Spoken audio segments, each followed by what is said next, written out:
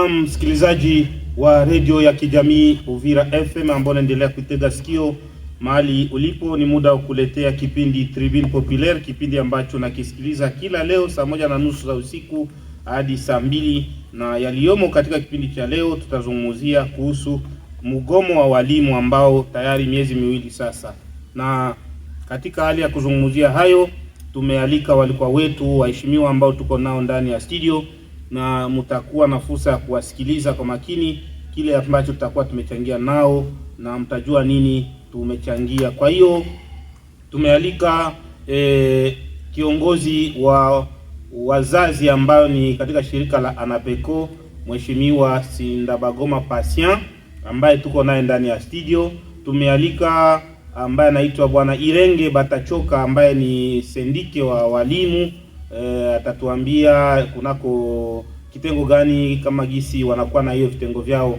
Tumealika vile vile kiongozi ambaye anahusika na mambo ya mashule hapa mjini Uvira, Mzee Pascal Malumbi ambaye tuko naye ndani ya studio, na tumealika chama cha kisiasa UDPS ambaye inawakilishwa ndani ya studio naye Isa Baindulu ambaye ni msemaji wa chama hicho kunako section ya UDPS Uvira. Mimi ni Tamnyeke Lubunga, na kwenye ufundi mitambo ni Roger Seko, na upande wa YouTube mtaifuata kipindi hiki kupitia ATV, unaandika ATV na utaona kipindi hiki kupitia mtandao wa YouTube. Kwa hiyo tunawakaribisha moja kwa moja tuanze kipindi, na tunasema tena jambo Bwana Isa Baindula, wewe mwakilishi wa UDPS ndani ya studio hii. Jambo sana bwana mtangazaji. Tunasema tena jambo kwake Mzee Sindabagoma Patient, siku nyingi sana kutokuingia katika kipindi hiki, tunasema jambo na karibu. Jambo sana bwana mtangazaji, kwa fursa yenyewe acha nisalimu wenzetu tunachangia nao mada pia, na wote ambao wanatufuata kwa wakati na dakika hii. Tunasema vile vile jambo kwake Bwana Irenge Batachoka. Jambo tena Bwana Irenge. Jambo ndugu mtangazaji, jambo kwa wakodebateri wote na wasikilizaji wote ambao wanatufuata kwa wakati huu. Sawa, tunasema tena karibu kwa Mzee Pascal Malumbi ambaye anawakilisha tunaweza tukasema mambo ya mashule, kiongozi ambaye anahusika na mambo ya mashule hapa mjini Uvira, Suproved, ambaye tuko naye ndani ya studio. Tunasema karibu tena mzee. Ndio, karibu. Jambo tena mtangazaji, na jambo tena wakodebateri wote tuko hapo kwenye studio, siku mingi sana. Na salimu wa auditori wote kutufuata saizi. Tunashukuru sana. Mimi nitamnyeke Lubunga, na moja kwa moja tunaingia katika mada yetu. Ni miezi miwili sasa tangu walimu wameamua kubaki nyumbani kutokwenda shule, wakidai pesa ambazo wanaidai serikali, na mpaka sasa tujue nini inaendelea. Tuambie Bwana Irenge, je, shule itaanzishwa kesho ama mambo yatakuwa namna gani? Kwa sababu mpaka hivi raia, wazazi, wanafunzi, watu wengi wanajiuliza eske kesho kutakuwa masomo ama mambo iko namna gani? Bwana Irenge Batachoka. Asante ndugu mtangazaji. Neno kubwa ni kwamba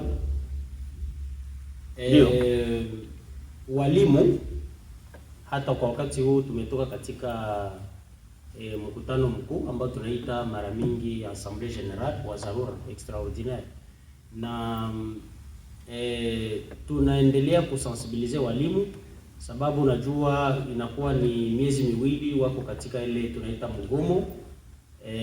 Na walimu wamesema ya kuwa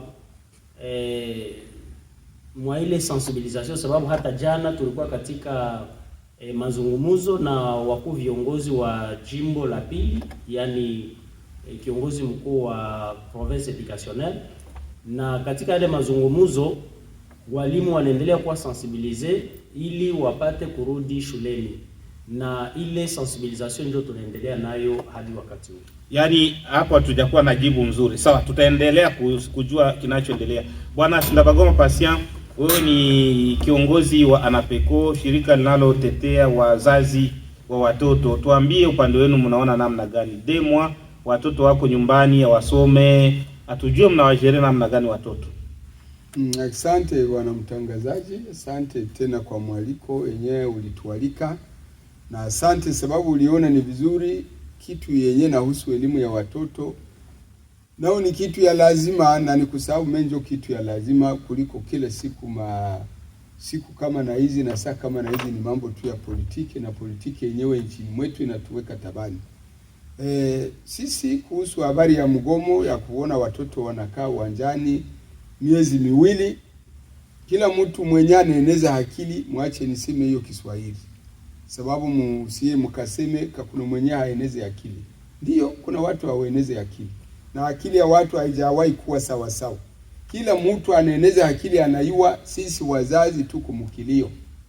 Hiyo yenyewe tunaita miezi 2 ya mgomo, kwa wazazi tunaita miezi 2 ya kilio, kwa sababu mtoto wa mtu kwa dunia ya leo hana elimu. Hata pale zamani mtu wa elimu hakubaki nyuma, elimu imeharibika. Sisi tuko ndio mkilio, bwana mtangazaji, na ikiwa tuko mkilio, hatuwezi kosa kujiuliza kilio, nani ametuweka tuwe ndani ya kilio? Sisi tunaona mwalimu ana haki ya kudai kenye alihaki, anadai tafadhali. Mwalimu ana haki ya kusema maneno zenye anadai maneno mengi, sio hiyo faranga au mshahara tu iongezwe. Kuna vingine anadai badala ya hiyo, lakini mwenye ametuletea hiyo kilio na ni gouvernement ya leo, ni gouvernement au parti politique yenye iko na pouvoir ya kusema kitu na kinafanyika ni IDPS. Yaani ndio wanawaletea ile kilio. Ndio ameweka kilio mkila nyumba ya mzazi mkongomani. Kama nilisema, kila mzazi anaeneza akili, anayua. Hivi mgomo wengine wanaita mgomo, sisi tunaita kilio, sababu hivi wako wanataka kuzika watoto wetu, kuwarandre wa malere, kuwazuia maisha ambayo wangeweza faulu kule mbele, wakati wanakuja kujipiga kifua ya kwamba wanaleta gratuite de l'enseignement, ambayo mimi tangu zamani ninaita gravité de l'enseignement. Sawa, tunashukuru sana bwana mzee Sindabagoma Patient. Wewe ni shirika wa ANAPECO, shirika linalotetea wazazi. Tuko na kiongozi wa mashule hapa mjini Uvira, mzee Pascal Malumbi.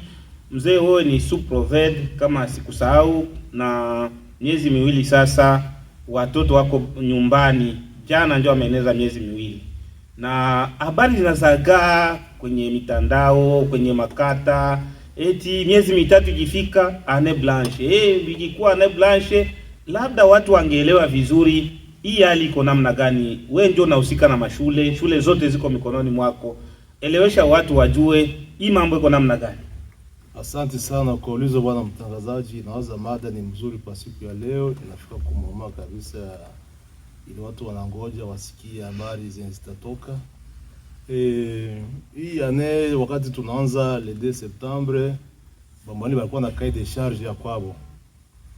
Kwa de cahier de charge wanasema mshahara ni mdogo, ifo serikali waongezee mshahara. Waenda Kinshasa kuongea na gouvernement ikakamata ma revendication au en compte, bakazungumza vizuri. Malalamiko wa walimu ulifika mpaka ku sommet, ku presidence, ku primature, ku parlement, na gouvernement iko naisurikia malalamiko yabo. Gouvernement kukataa parce que kukwenda mu grève c'est constitutionnel, yeye disposition iko bapisa miezi 2 ça va quand même, basi sikia malalamiko yabo, na gouvernement kunafanya nguvu yake yote ipime kusatisfaire desirata wa mwalimu, ndio ibalipe kusudi warudie. Sasa question kwa leo hivi, gouvernement sapana majibu kidogo kule marevendication ya mwalimu, na baloma mwalimu barudie kwenye shule waanze kazi, basi poteza miezi 2, na hivi tunakitumia kama deja lendi batanga kusudi tuko na sensibiliser mareunion provede mkuu kutoka baada alikuwa tukafanya kikao, tuongea vizuri na balisikia wa mwalimu, tuliwaambia bende shuleni na biko marevendike na biko shuleni, sababu biko kunyumba na leta gouvernement kuna balipa pesa ya miezi 2 hivi biko napokea, na biko bana wangazi basi afaa just kidogo, sasa ongeza kidogo hapo. Tunatumia kama kesho lendi kazi tanza, yani hivi mnawachunga kwa masomo. Tumeenda kama disikie ile sensibilisation kesho watakuwa kwa masomo, bazazi batume batoto kwa masomo na baambia kwa shuleni, entre temps vendela kwa revendiquer na biko anaenda kwa masomo. Sawa, tunashukuru mzee Pascal Malumbi. Tunajulisha kama wewe ni kiongozi wa mashule ama sous-provede hapa Uvira. Namba zetu ni 089 87 79 973 099 023 87 79 na 082 66 04 279. Andika SMS yako, utauliza. Bwana Isa, nyinyi chama madarakani kama gisi wanasema, na miezi mbili hii amuone kama walimu hawakusoma ama watoto hawakusoma, walimu hawakufundisha, kama gisi tunasikia année blanche, eske mtakubali hiyo année blanche ikuwe? Haitaonesha kama labda mmeshindwa na kugharamia walimu kwa hii mula yenu? Bwana Isa Baindulu, unaona aje hii hali? Acha kwanza nisalimie wako debater wangu wote wenye tuko na ndani ya studio. Nitakwenda kusalimia wakombatana na wakombatanti wote wanatufuata kwa saa kama na hizi. Kwetu kuile pesa, bwana mtangazaji, gouvernement Kongoliko na jitahidi kwa kufanya lolote ile walimu walipiwa. Na walimu wanalipiwa. Walimu chenye kiko pale nini, wako na haki ya kurevendike droit yao waongezee mshahara.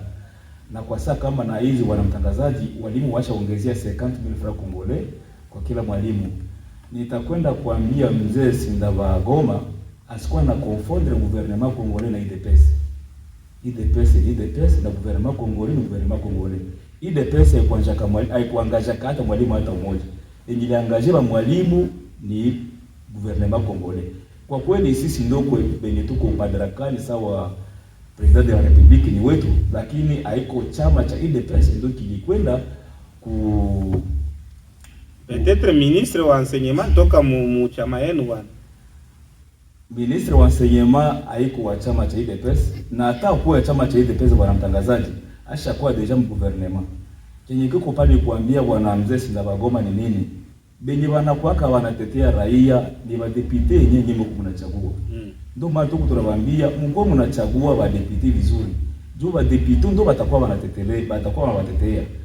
Ile ya kusema kama sisi watu wa IDPS tulifanya demo wa mwalimu abakwenda kwa masomo, hapana. Sisi tuko tunalipa mwalimu. Na mwalimu bako wanalipiwa na bako nyumbani, bako wanapokea. Irenge atatuambia bwana. Na kile kenye bako wanarevendike mshahara wao ongezewe. Ile ya kusema kama kuko vilio nini, hapana, hatuna kilio hata kimoja kwenye nchi yetu. Kilio yenyewe inaweza kuwa ni vilio vya vita, lakini kuhusu ile masomo bwana mtangazaji, ile mo greve ile haikuanza kama Mkongo. Kama ile greve iko, ile mo greve kama iko mzee, maana tulishapita fasi zingine na maneno blanche ilishapita fasi zingine, lakini si hatuwezi suete ile.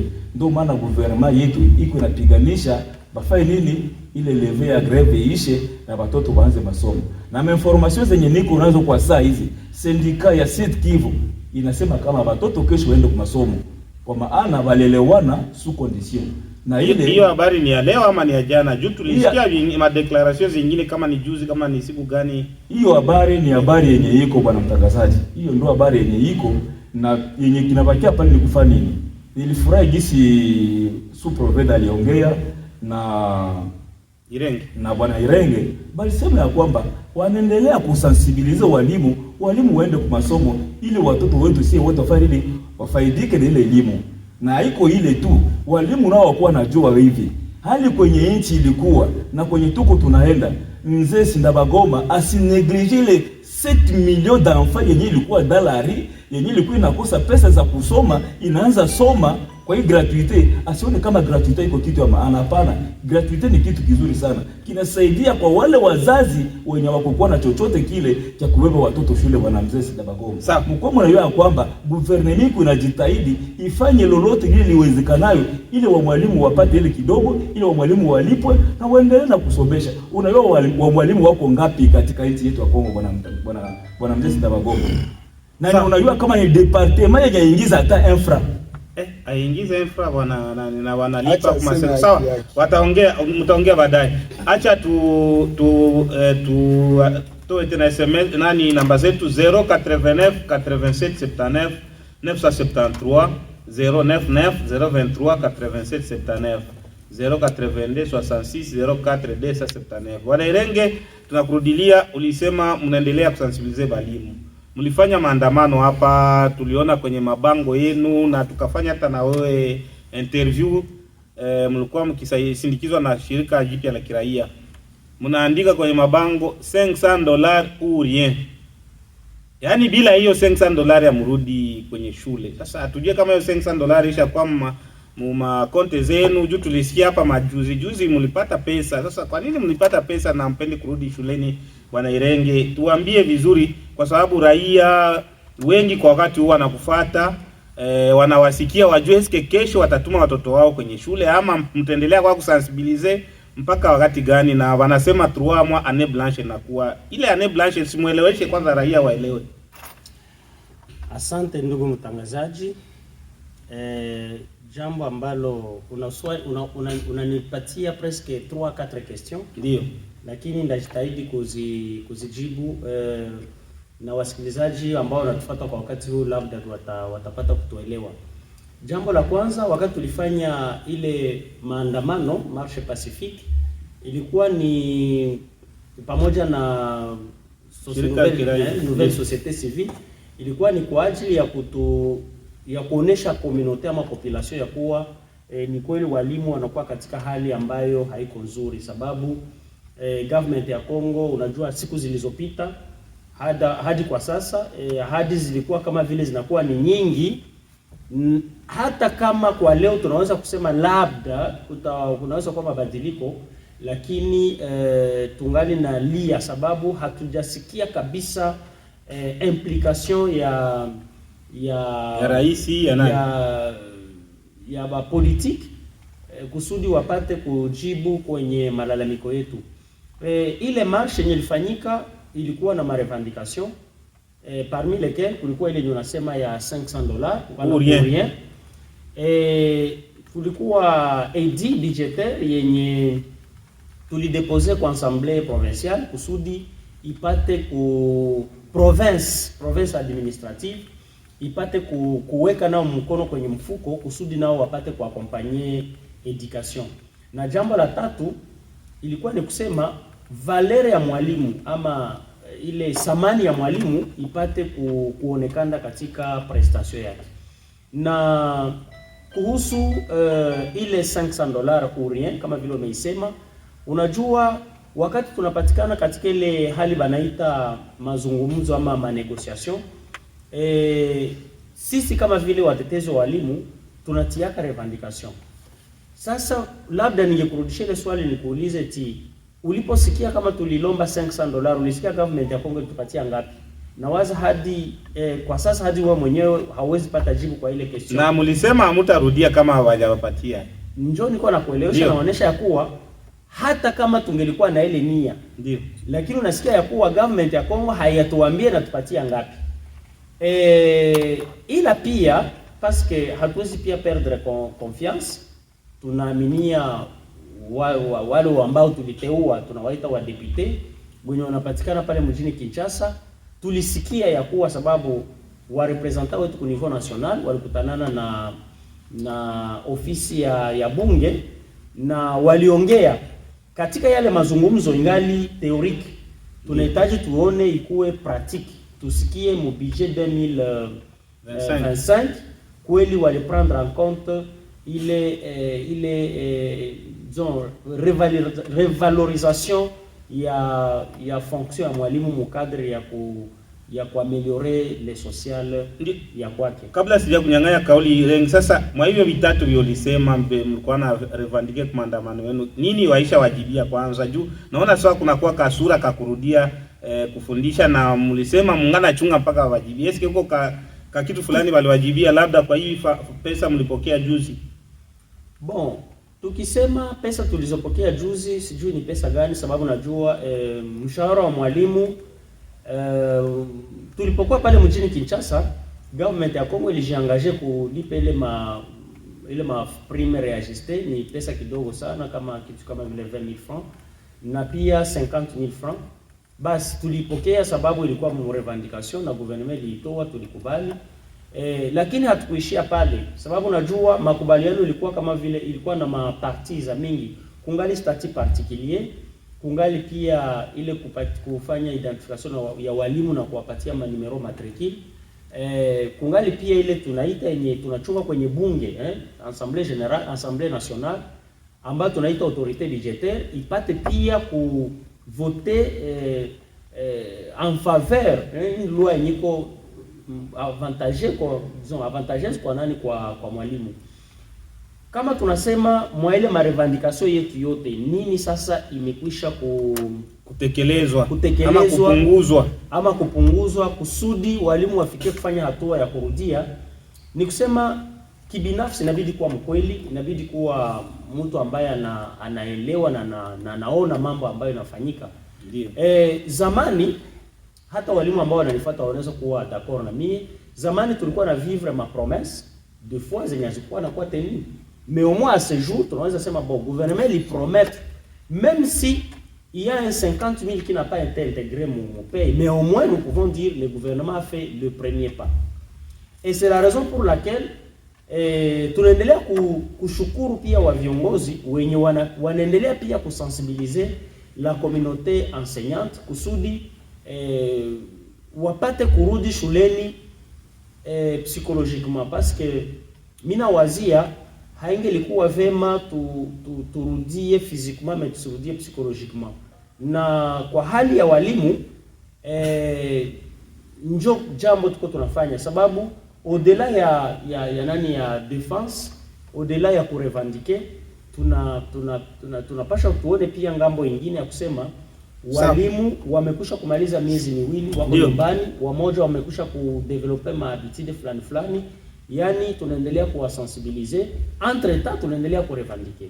Sawa, tunashukuru Bwana Irenge, tunashukuru Bwana Irenge kwa kile ambacho unaendelea kusema. Acha tusome kwanza SMS hapa. Kuna SMS inasema hivi, kuna SMS inasema ni Yaumba Salumu pa Kimanga, anasema l'État congolais ilishaka zoea walimu a chaque rentrée scolaire, anasema hapa a chaque rentrée scolaire ni grève bila solution. Walimu wanarudia, walimu muwe na msimamo ili mupate solution durable. Ndio Yaumba Salumu anasema kwa Kimanga huyu. Wanasema l'État shawazoea rentrée scolaire mnakuaga na fama greve, kisha mwepeke tena mnaanza itoa na myapata solution. Ndio maana letesha anasema muwe na msimamo juu wawalipe marabu. Bwana Sindabagoma, labda ndakuja kwako. Umesikia gisi mtu wa IDPS anasema usishtumu IDPS haiko ndio kwa madaraka. Yaani president wa bote, ministre ni akiwa ministre haiko tena wa chama IDPS. Na ukifata wana Irenge watachoka kama sahau jina yake, ni hivyo. Unasikia kama labda kuna kasura kakurudia kwa masomo. Eske uone kama labda watoto wenu wanataka soma maraba, Bwana Sindabagoma? Sawa, asante bwana mtangazaji, asante kwa wote ambao wanatufuata. Mimi nilisema sisi tuko ndio mkilio. Ndio. Hata ule mwenzetu tunachangia mada ambaye ameandika message akasema gouvernement shaka zoea walimu. Haiko walimu ndio banazaraulika, haiko walimu ndio banasumbuliwa zaidi. Haiko kama ni kuzoea au kudharau, ni mzazi na mtoto yake. Pourtant ule mtoto mwenye iko la meilleure victime wa ile gravite yenye kuyaka, walienda kubeba mzigo bo benyewe wanapima 30 kilo ya poids, wanaenda jibebesha mzigo ya 150 kilo. Kuma bulevuke bajimetre debout au mimi nikwe na tumaini. Mimi niko nataka kusema, nirudie kidogo mbele ya mwenzetu kabla nijibu kwa hiyo ulizo, na nionyesha pwende vya watu wawili kuna tumaini kwamba watoto watakwenda kusoma. Ndio. Mimi nitaka kuambia mpendwa ambaye tunachangia naye mada, Papa Isa wa IDPS anawakilisha chama cha IDPS. Mimi niko kwa niaba ya wazazi na siko kwa politiki. Asisahau kama na mimi nilikuwa kandida comme député national, na kama nilipata electorat, kama niko naitwa politicien. C'est-à-dire que ile yenye anaweza kudanganya mubatu, mimi na imetize peut-être mieux que lui à permettre l'expression. Wakati ananiambia nifanye tofauti kati ya IDPS na gouvernement, hata wenyewe wanatufuata kama walikuwa na mamesaje kama wanaziangusha, anajua ya kwamba premier ministre ndio gouvernement, na kutaka na kutotaka hakuna mjinga kati yetu mwenye atasahau kama ni IDPS. Ataniambia kuko difference ya gouvernement na UDPS. Condition sine qua non yeri mweka kwanza kwa pale il faut akwe wa UDPS.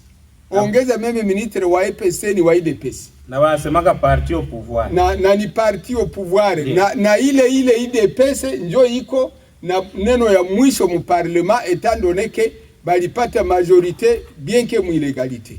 Alors, ile moi ningependa ni mrekadre. Hapana selo mie. Qui ne connaît pas que illégalité njo ilipitisha wakati balikamata batu 83 balisha iba balisha kuwa na masanduku mashini ya vote na bakabavuta na wasi bali babeba balifunga nani twende mwansenyema bwana Sindabagoma twende mwansenyema komeni pende ni mrekadre parce que babo njo bana tenir pouvoir ndio. Alors anemo ni UDPS njo yenye natia watu bakufe hivi kilio yenye iko mnyumba ya kila mzazi ni UDPS.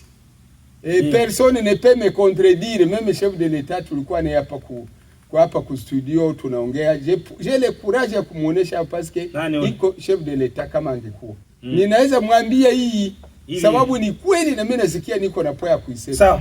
Alors, kuulizo yenyewe mimi naona mimi njoo upate. Ongeza siangalia watu watatu siakukata kauli, siakukata neno. Ulizo ambayo unaniuliza unasema watoto wana kulingana na masemi ya karibu watu watatu Suprovede alisema sensibilisation iko.